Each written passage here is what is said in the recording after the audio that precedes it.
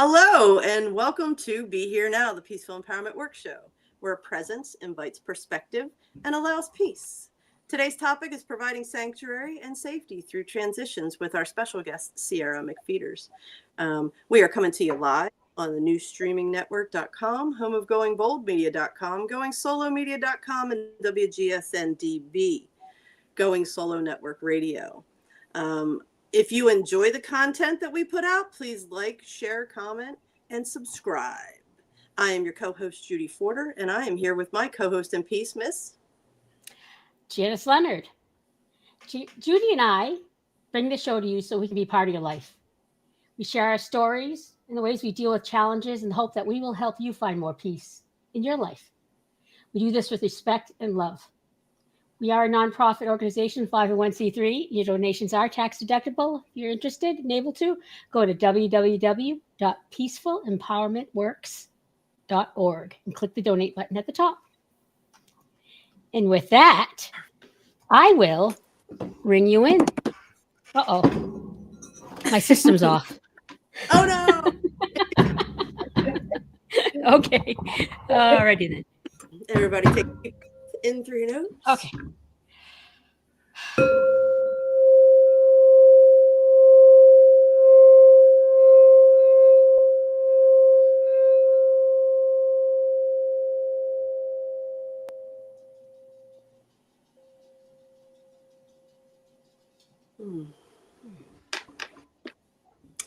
I love that so much. Me too. Segment number 1. We're going to go to the good news segment where we are going to hear the joy-filled story time with Janice. Okay, what we have here is a very good story. This story was on Facebook by Rory Smith from Intelligence, is what it was called.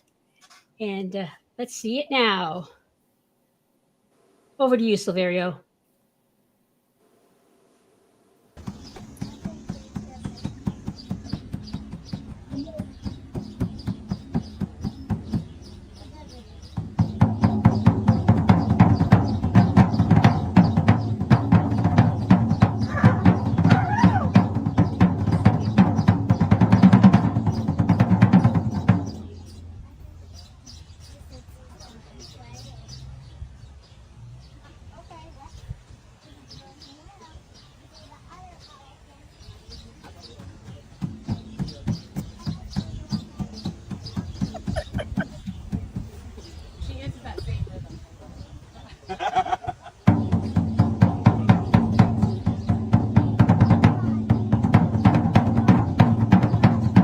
The ears flapping.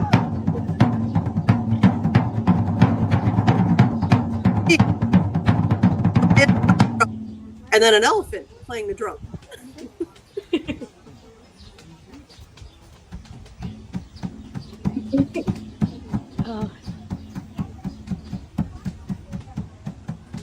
I love it.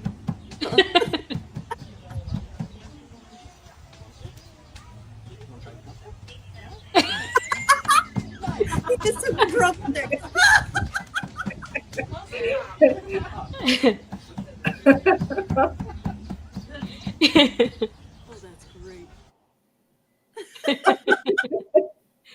Thank you, Silverio. Well, I of course, you got to love that. How can you not? But I love drumming. I think it just has such powerful vibrations. It gets just like the bowl does. And did you see the elephant's ears? He's playing, woo! And then I love that. That was fantastic. We have so much to learn from our animals. We do. So much. Mm-hmm. That was fantastic. Thank you, Janice. All right. It is time for Attitude is Everything, weekly affirmations with Janice.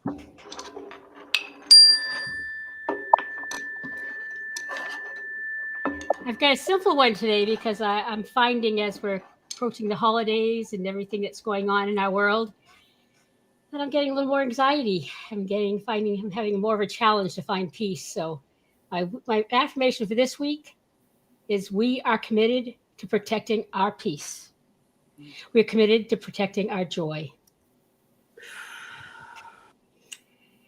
All right. Everybody take a deep breath in and ground that. Ooh.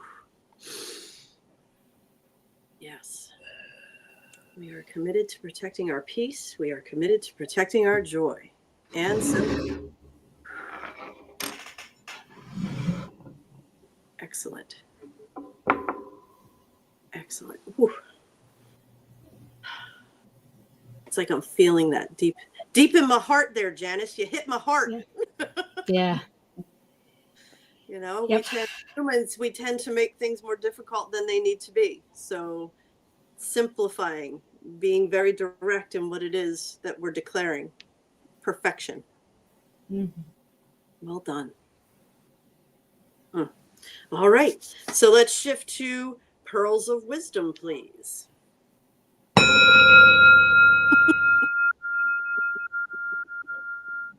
And Sierra, I'm going to go ahead and share pearls of wisdom because she would always joke and say she didn't have any pearls of wisdom. And then she would roll out some incredible insight after declaring she had no pearls of wisdom.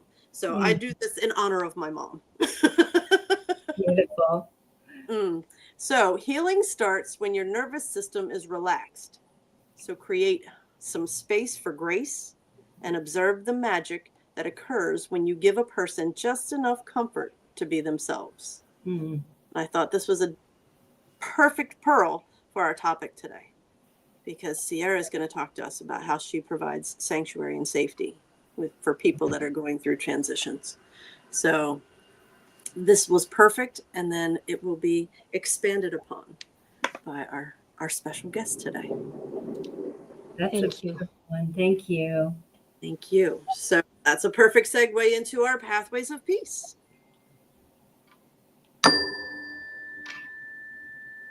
And Janice, you're going to take over from here. I get the honor of introducing Sierra McFeeters. Back, I don't know, maybe a few 25 years ago, is probably when I first met Sierra. She was the first time, meeting her, being with her is the first time I was introduced to more spiritual side of life. And all she did was walk into the room, honestly. And she walked out. But I didn't know, but I just felt when she left, I was like, whoa, who is that? What just happened? You know, I don't even remember what she said or did, but as she was there and as she left, I could just feel something about her. It was amazing. I actually went on to work with her, and she's the one who I got my Reiki 1 from, as well as my certified light worker. So it's my honor to introduce Sierra. She's been involved in the Healing Heart since 1984. Over the years, she's shared many educational and healing modalities from homebirth, childbirth educator. I think she was doing that when I met her. Starting the next step. And homebirth lay midwife to light work and Reiki Master teacher to shaman, sweat lodge leader, and pipe carrier. Sierra founded Indigenous Roots Institute in 2003, where she maintains a private practice incorporating shamanic traditional techniques, and energy medicine. Sierra teaches all levels of Reiki in a 2-year Shamanic Apprenticeship Program. She runs a retreat center on her beloved land that is surrounded by apus, waterfalls, and trails. Her mission is to provide sanctuary and safety for guests going through transitions. And I'm honored to watch as she's gone through all this amazing journey and where she is today. It's an honor. Welcome. Mm.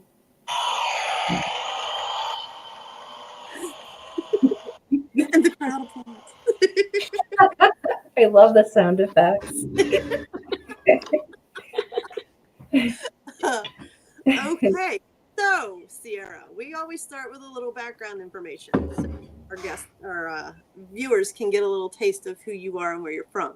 Sure. So we start out nice and easy. Where were you born and raised? I was born in Defiance, Ohio. It's an hour south of Toledo, right in the northwest corner of Ohio. Okay. I couldn't wait to leave. How long were you Wait there? to leave. You couldn't wait to leave. That's why. Question immediately: how were you there? I think I left there. I went to college at Bowling Green State University, and I saw a job for the Rocky Mountain National Park in Colorado, and I'm like, I'm there. I had to be in the mountains. Like, Defiance is as flat as a pancake. And I was going to school for outdoor recreation. I wanted to guide people through the mountains and, do some deeper work with them. And they had us working in nursing homes and in daycare centers. And I'm like, this is not what I signed up for. Okay. Yeah. Okay. Yeah. Do you have siblings? I have a sister whose name is Julia, and she's about 18 months younger. Okay. And we're best friends. We're really close. Now, does she live close to you? No, she's in Avon Lake. Okay. About how far away is it? It's a good probably 700 miles, 650. I don't know. It's a full day trip to see her. Gotcha. Yeah. Are you able to get together often? About once every 4 to 6 months.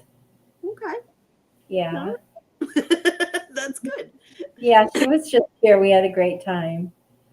Awesome. Nice. So what are some of your greatest childhood memories? Or fun? One sounds kind of strange, but my grandparents had a big farmhouse, and my grandfather had MS, so he could not really farm the farm.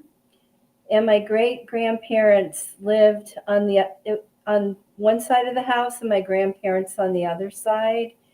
And at night, they would line all the chairs up on the back porch and watch the radio lights that were across the field blink. And I know that sounds ridiculous, but going from lap to lap and having them all lined up like that is such a precious memory for me. That And sounds yeah. And I would say the other one is when my dad would take me target practicing or hunting, and I could not kill an animal, but he taught me that if you wanted to watch the animals be normal, that you would have to sit there and be still. So he didn't shame me for not hunting animals. We went squirrel hunting, but he did teach me how to blend in and kind of how to be a shapeshifter. That he was my earliest teacher for that. Wow. What a great way to learn to be one with nature, to be out there, and be a part of it. You get to see it all authentically because you learn to be present and still. Ooh, what a great gift to give a young child. Holy moly. Yeah. I'll just share, for his birthday, or not birthday, for Christmas, we're making a book for him in dedication, all the grandkids and sister and I, with those kind of memories, just to honor him because he's 89 now. Oh, wow. What a great idea. It's fun. It was fun to put it together. So what are some challenges you experienced growing up? Big, huge challenges. I was a big rebel. And how could you not be a rebel?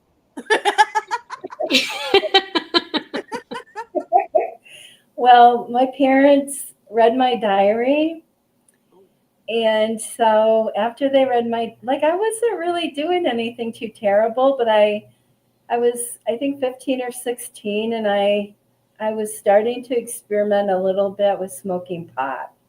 And they read that, and they really didn't have any tools to cope with that, or had no experience in dealing with it. So they sent me to their best friend's house in Saginaw, Michigan to live. Yeah, they really overreacted. And there was so much more pot there. Great. I'm like, you have no idea what you just did. But I was there, like they sent me away for like 6 months, but I'm grateful because I had to learn how to adapt. And I had to learn, you know, your high school years, you're with your peers, and I had to learn how to adapt. And my first good friend, the woman who stepped in as my mother, I love her and I still talk to her. She's Sue Tracy. She's near and dear to my heart. And she let me, my first friend that I found, her father was in the mafia. And she knew it. Sue knew it. And she let me go. And I called her like an hour and I'm like, I do not belong here. I don't fit in here. You know, all the young women had all their nails done and they had very expensive clothes and gold chains. And I'm like, I don't belong here. And she came and picked me up and she said, yeah, he's the finger breaker for the mafia. And I'm like, oh my gosh, thank you for letting me experience that. Yes. Thank you for letting me go. Oh my gosh. Yeah. So anyway, yeah, that was the worst memory, but it was good too. Like it helped me develop and build character, I guess. Now, how did you transition back home when they brought you back home after 6 months? Well, they wanted me to come home like 3 months in, and I'm like, no. I'm like, you sent me here. I like it. You said I'm not coming home. And I'm like, I'll come home when I feel like it. So 6 months, I went back home, and I transitioned back into school. It was pretty seamless. Yeah, it was pretty seamless. What about at home? That had to be difficult. You know, there was some trust definitely broken, but I don't know. I don't know. It just, my memory is that it was better somehow. I don't know. Maybe the leash was loosened a little bit. But well, came home on your terms. That's what I'm hearing. They wanted you back in 3. You're like, no, I'll come back when I'm ready. Yeah, because the pot's better here. It's easier to get. I honestly didn't even like smoking pot, but it made me so paranoid and it made me think too much, like my mind would spin. But yeah, I'm like, yeah, I miss my friends. I'll go home. I missed my sister so much. Oh, yeah. I have this visual of your parents sitting around going, "Oh no, she's smoking the pot."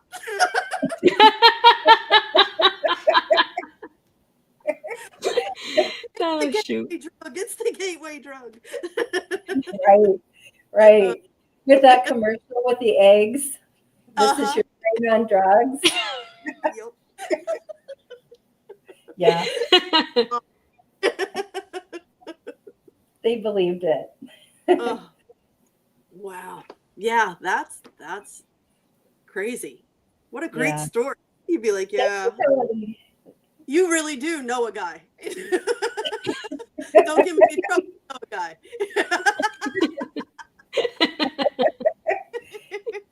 Oh.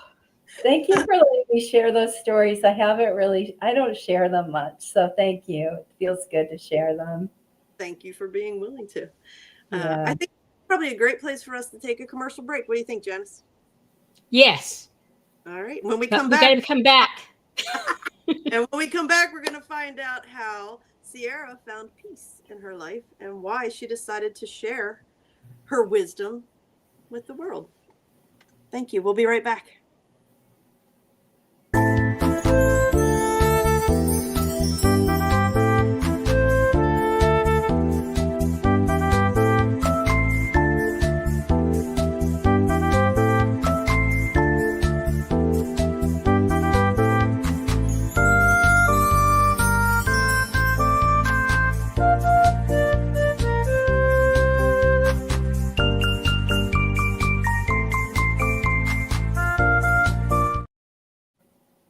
And we are back. Be Here Now, the Peaceful Empowerment Works show. We are here with our special guest, Sierra McFeeters, and she is going to share with us some experiences that she's had over her life that inspired her to create a safe sanctuary for people to transition.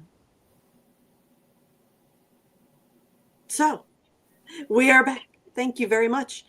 We had some good laughs prior to the commercial, and I have no doubt it's going to continue because you've had quite an adventurous life. And she rides a motorcycle. Ah, see? The power of She's freedom. one of us. I love it. Yeah, I write it. I actually gave it up 2 years ago, but I have a street glide for sale if anybody's interested. Yeah, I had a big bike and I loved it. Oh my gosh, so much freedom. I remember when you first got it. I don't know why you were in my yard, but you came up to my yard and you turned the corner and the bike fell and you were like, "Oh my!" You're just learning because we all go through this. Anyone who gets a motorcycle, you first ride it, and I was like, "Oh my gosh!" I said, "You know what? If she can do it, I can do it." And another thing you inspired me to. Awesome. I'm so glad you did that. Great. Great. So much freedom. Talk to us about, what other challenges did you come across that got you to the point where you were able to embark on your healing journey, find that peace, and then want to create this sanctuary for safety? Like, what led you down this path? Sure. When I was 27, I was married. I had a small child. And I went through, as many of us do, just a huge change. I remember going out in the field and screaming at God, "You're not taking my daughter," because I felt like every way in which I identified myself was being ripped away from me. And it was an existential crisis. I mean, it was a dark night of the soul. It was an initiation. And at that point in time, I was a midwife and I loved it. I was just starting to go out on my own. And my husband and I, we had lived through some beautiful times and we just had bought a small house in Stannard, Vermont. But our marriage was starting to disintegrate. And yeah, mostly I just felt like any way in which I identified was just I was being asked to release it. And so I did. And I had the support of probably 2 or 3 very close friends. I remember calling a friend of mine saying, "Please tell me I'm not insane. Please tell me I'm going to make it through this." And she would, and she was probably my lifeline. There were times I was close to suicide. I was. Mm-hmm. And so with that memory in mind, like I could barely feed myself. I had a Kundalini awakening. I don't know if any of you ever experienced that, but there was so much energy moving through my body. I couldn't sleep. I couldn't eat. That lasted for about 2 months. Wow. And so energetically, something big was happening. Mm-hmm. And I really needed sanctuary. I needed to go somewhere where I could be with my daughter and be fed and be cared for. Just having somebody sit with me and listen to me and remind me that I was going to be okay. So when I moved on to this property, there was a shed that was disintegrating. The floor was touching the ground. And I'm like, this is going to be the death lodge, because I wasn't really involved on my shamanic path then, but it was close to the beginning of it. And I envisioned having this lodge where people could come and be nurtured and cared for when they are in those transition periods in their life, when they just need somebody to sit with them, to cook for them, to bring in a massage therapist, or bring in a sound healer and a sound bath, or, bring in an acupuncturist support for them and healing for them. So we have one here, and we use it for that. We use it for people who are literally dying, they can bring in their death doula, they can bring in their family. So my friend, it's named after my friend Annie McCleary, who was a herbalist here in Vermont. She was one of the first herbalists that ever kind of manufactured a product that was sold, at least Vermont-wide. I don't know how widespread she was, but a few years back, she was diagnosed with pancreatic cancer.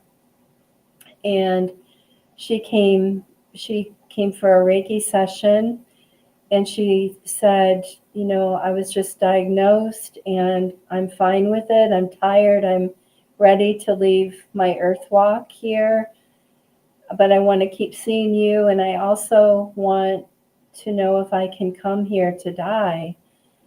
And at the same time, my father was moving in after my mother died. So it was another transitory period. And I'm like, I don't know where we're going to put Annie, but we'll find a place for everybody. And my partner Jerry he was remodeling and refurbishing that old shed. And I said, Annie, we'll have it in a place where you can come stay. But she ended up not coming after all. Her death doula talked to her about staying in her apartment, which was perfect. Because upstairs they rented out the top, so there were children like laughing and running across the floor, and you could hear them. There was death and life happening in this one house. And she just died such a beautiful death. She the week before she died, she had a party on her bed, and people came and played music. I unfortunately wasn't able to attend, but everybody who loved her came and just surrounded her. There was a nurse that would come. She was an herbalist, so she did her own protocol for pain relief. And finally, I was giving her Reiki like every day. And right, like the day before she died, she said, "Oh, honey, that Reiki was so beautiful, and I hadn't even touched her." So I knew that it's now time to stop doing Reiki. She needs to just be in her dying process. And so she was. And before she died, I asked her if we could name the cabin after her. And she said yes. And she gave us a donation for people who were, dying or had cancer. And in fact, we used that donation like the first month that was open, with a young woman who was dying of cancer, who's now gone. But yeah, just, I just feel like in our culture, when something is wrong, we feel this obligation to be right. We feel this obligation to be well. And when we're not well, there's all this shame attached to it. Instead of like gathering around those people, we're all connected. If somebody's not well in the community, none of us are well. And so to really gather around and provide sanctuary and a place where people can wrap up and have friends come visit, have family come visit, and with support, tie up the loose ends of their life before they go. That's beautiful. Wow. Yeah, I was having a conversation with my cousin the other day, and we're like, we do death wrong. We really do. And that sounds so beautiful and peaceful. Have you always been able to remain connected? Because, we come in as children connected to source. And then my experience is, there was a disconnect, societal things, familiar beliefs and all this kind of stuff clogged the connection until I became aware that, there's something beyond working to get through the day. Now, you speak with such beautiful wisdom. Have you always remained connected because of, you spoke of your dad connecting you to nature? Did that always keep that line of connection open for you? I think so. Nature's always been my place to recharge and to seek counsel and to heal. So I think so. I've never really, thank you for that question. I've never thought about that, but I think so. Okay. Yeah. Yeah, because what they took you back. You started when you were 27 about your marriage starting to fall apart. At what point did you realize that what's going on out in the external world was not aligned with what your true heart was? Because the things that you speak of are definitely not what societal norms are. Like you talk about the beautiful process of death and how people should have choice. And, we're taught that death is something to be fought. We need to fight against it. So is it something that you've just always known, or did you come to the realization that the outside world does not think the same as you? I would say that I've kind of felt that way my whole life. Okay. Yeah. I have not really felt like I belonged in this world. Mm. Yeah. And it's been a great source of pain. Yeah. It's been a great source of comfort, but also, wanting to belong, wanting to be a sports fan, or wanting to, have something in common with other people. But I have to say, here in Vermont, as Janice knows, like there's a place of belonging for weirdos like us.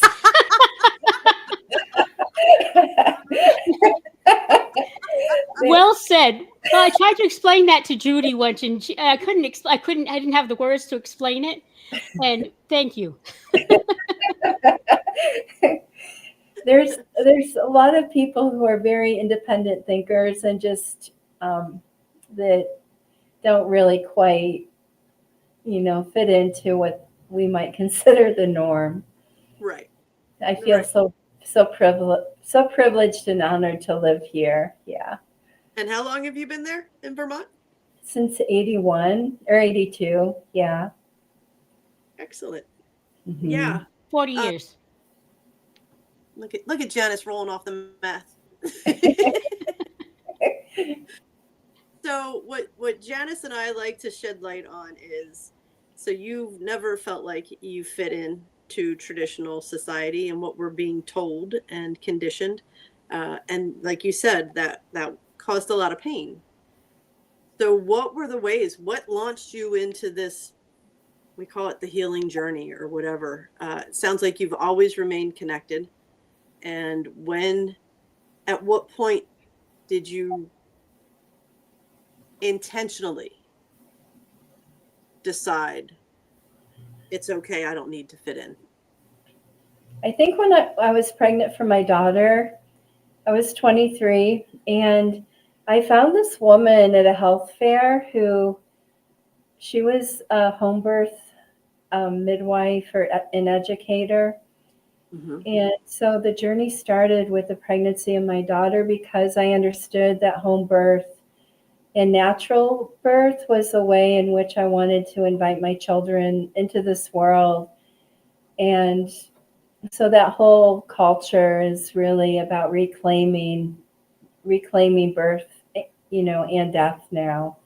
So I think my daughter, I want to give her credit for that.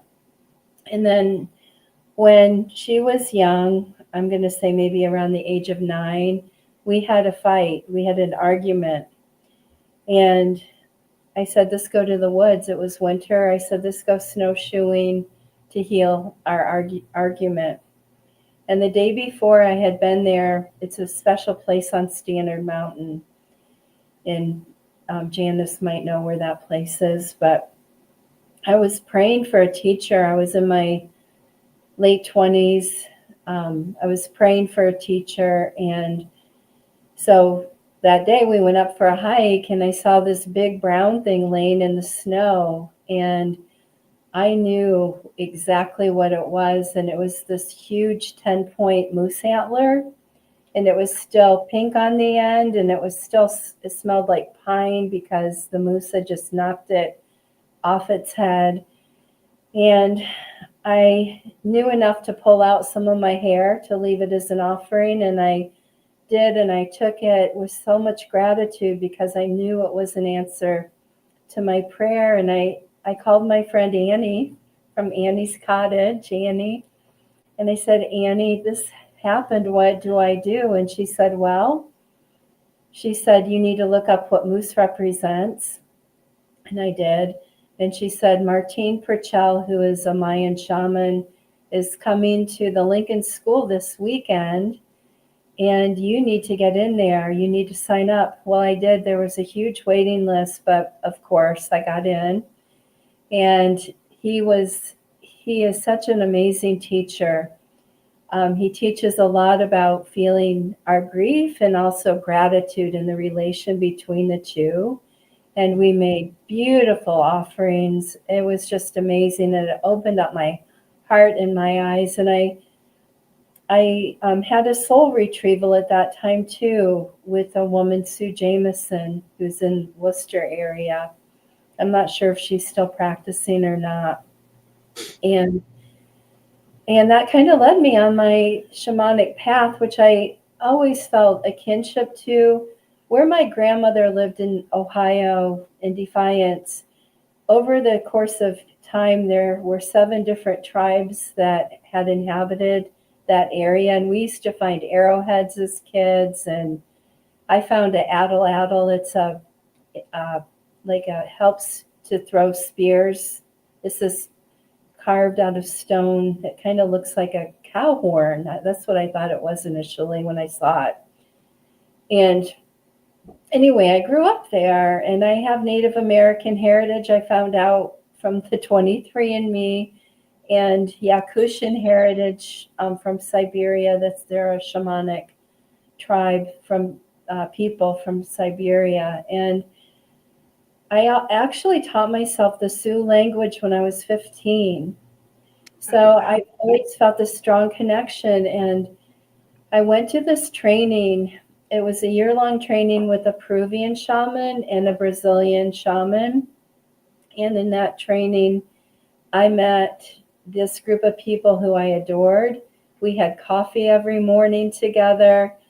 And one of the women was blind.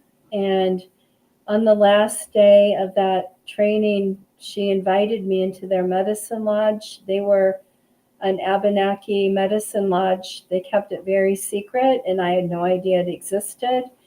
And she asked me if I would help her. And during that time, she invited me into the lodge, and she said, you'll be on probation for 6 months. And if you're a good fit, we'll invite you in. And you can come if you feel like you want to come in. So they initiated me into that lodge, and I was in it for 7 years. And I won't mention the name of the woman who led it because she likes to keep it secret out of respect. Mm-hmm. But the woman who's blind, her name is Carolyn Clapper. She goes, her native name is Lightning. She's been struck by lightning almost twice, but definitely once, and it blew out her retinas, and that's why she's blind. And she continues to be my elder and my teacher today. We had pipe ceremony last night with her, and she gave me the pipe teaching, so I'm a pipe carrier, and she instructed someone else to give me the sweat lodge teaching. So I don't appropriate. I've been given permission to teach these things and to be held in these ceremonial ways, which also brings so much peace into my life, because if something's not right, I have a tool to go to make that connection stronger. And so I would have to say that the helping spirits and my spiritual belief system is what helps me to keep peace in my heart, because I go to them. I go to those helping spirits every day, every single day. I love that. Ah. Yeah, I love it. Okay, so talk a little bit about what you offer and how people can get in touch with you if they would like to set up a session or come visit your sacred land. I have a website. There it is. That's the best way to get a hold of me, through the website or even a text. I probably respond to a text quicker. Okay. But you can see what I'm up to on my website. I have all of my services listed. In the summer, we do sweat lodge here.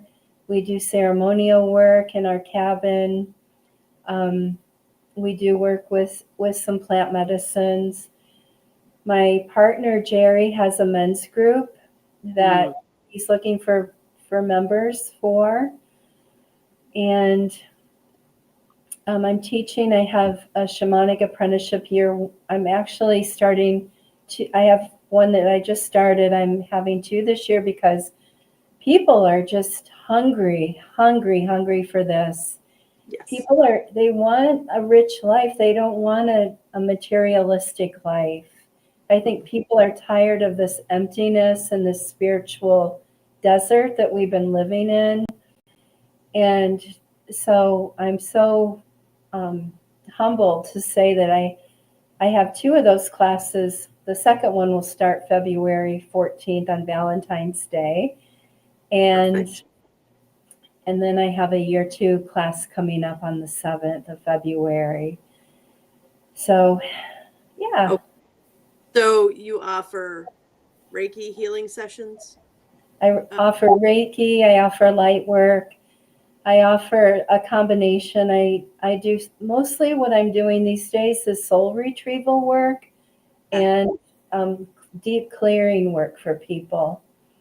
Okay. So that seems to be the majority of my clients now. Gotcha. So the question I'm hearing is all of your work in person, or do you do Zoom, online? All of the above. All of the above. I have clients all over the world. Yeah. Perfect. Yeah. Perfect. So her website is indigenousrootinstitute.com. Her Facebook is Indigenous Roots. She has an Instagram, Sierra McFeeters. And then, of course, her text, you can text her at 802-279-0945. Sierra, thank you so much. Janice has talked so highly of you, and it is an honor to meet you. Thank you. This has been so much fun. Thank you for making it light and easy and enjoyable. We're so honored to have you. And Janice, I love you. Thank you so much for being in the community and a friend. Thank you. And Judy, thank you for being a new friend. Thank you for accepting me in.